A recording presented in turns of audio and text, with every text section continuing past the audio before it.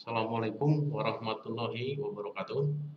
Selamat bertemu dengan taruna baru jurusan KPN angkatan 34 Hakmi Suaka Bahari Cirebon.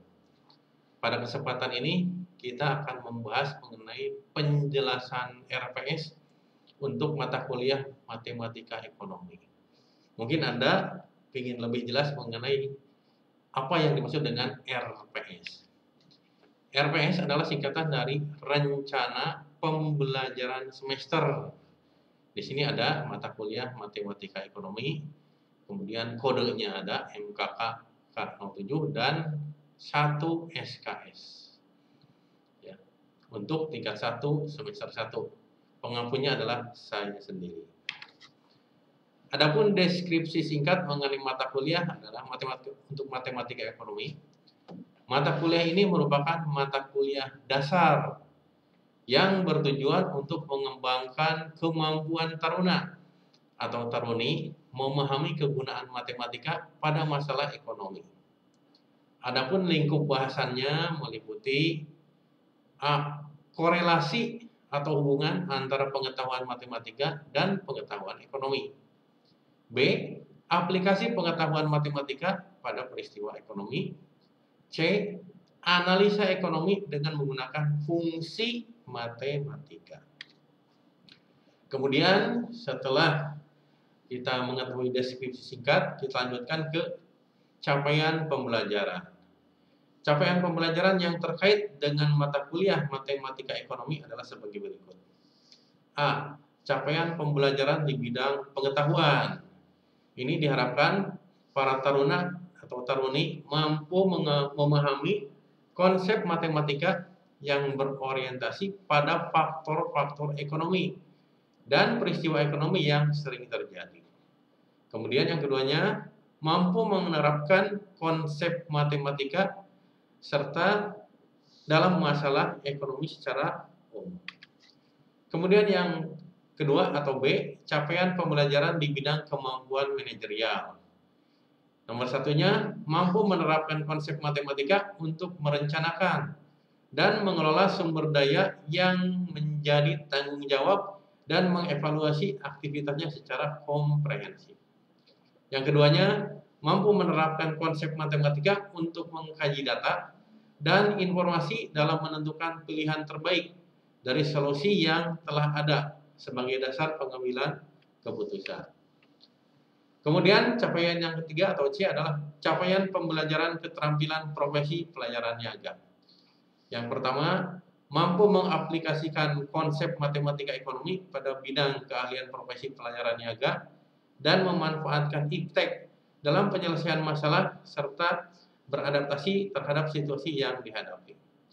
Yang kedua, mampu merencanakan, mengimplementasikan dan mengevaluasi secara inovatif dengan mengaplikasikan konsep dan keilmuan matematika serta memanfaatkan berbagai sumber daya yang berorientasi pada kecakapan profesi pelayaran niaga. Kemudian komponen penilaian.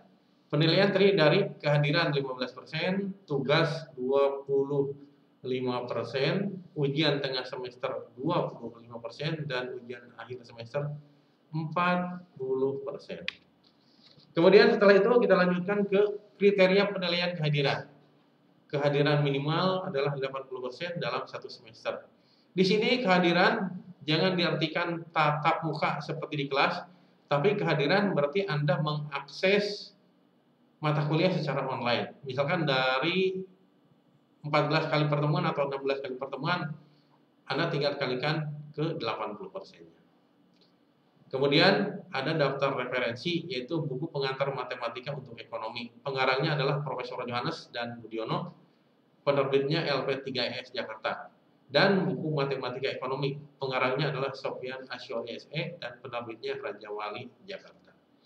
Itu mengenai deskripsi singkat mata kuliah matematika ekonomi. Kita lanjutkan ke materi perkuliahan. Materi perkuliahan dibagi dalam beberapa kali pertemuan atau beberapa kali online dalam digital learning. Pertemuan pertama adalah saat ini. Saya tidak akan membahas lebih lanjut karena sudah ada penjelasannya. Pertemuan kedua, di sini kita akan membahas mengenai pengertian matematika ekonomi. Dibagi lagi menjadi beberapa bagian. Bagian yang pertama adalah korelasi antara matematika dengan ekonomi. Yang keduanya sistem bilangan dalam matematika ekonomi. Yang ketiganya pengertian barang dan jasa ekonomi. Dan yang keempatnya adalah variabel-variabel ekonomi. Dilanjutkan lagi ke pertemuan ketiga. Di pertemuan ketiga, kita akan membahas mengenai fungsi keseimbangan pasar dan grafik. Di sini dibagi menjadi tiga bahasan. Yang pertama adalah fungsi permintaan, tabel perhitungan dan grafik. Yang keduanya fungsi penawaran, tabel perhitungan dan grafik. Yang ketiganya adalah fungsi keseimbangan pasar, tabel perhitungan dan grafik. Setelah itu dilanjutkan ke pertemuan keempat dan 5.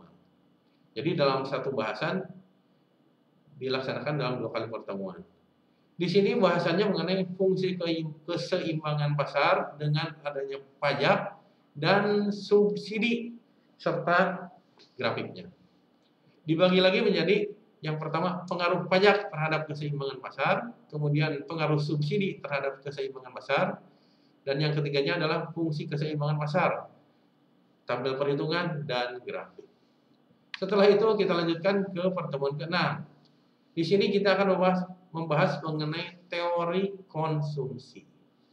Ada bahasan yang pertama adalah pengertian teori konsumsi, kemudian hubungan antara income, consumption, dan saving, dan yang ketiganya adalah perhitungan dan grafik.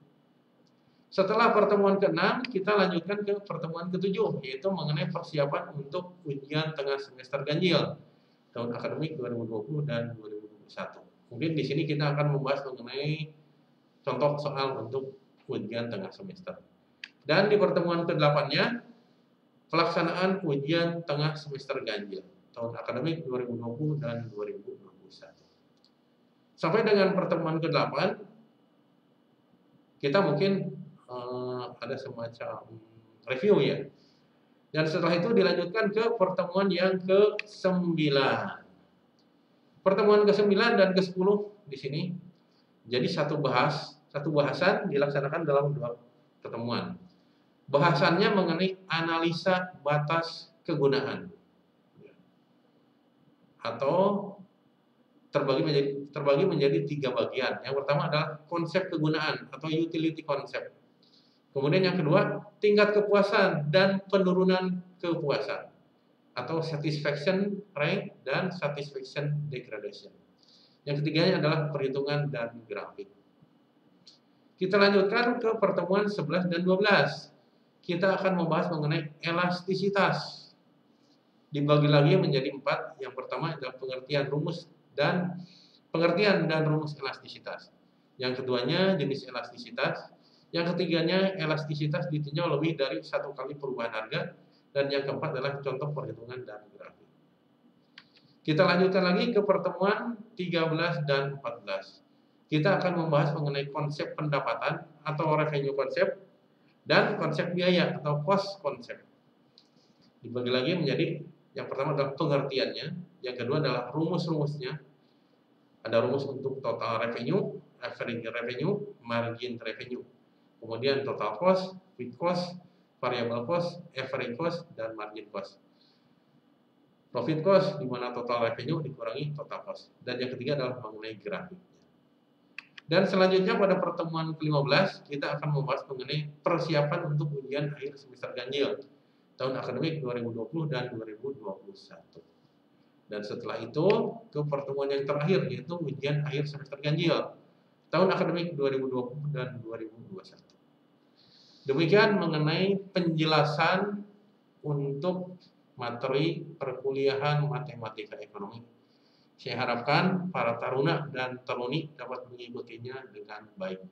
Sekian, terima kasih. Wassalamualaikum warahmatullahi wabarakatuh.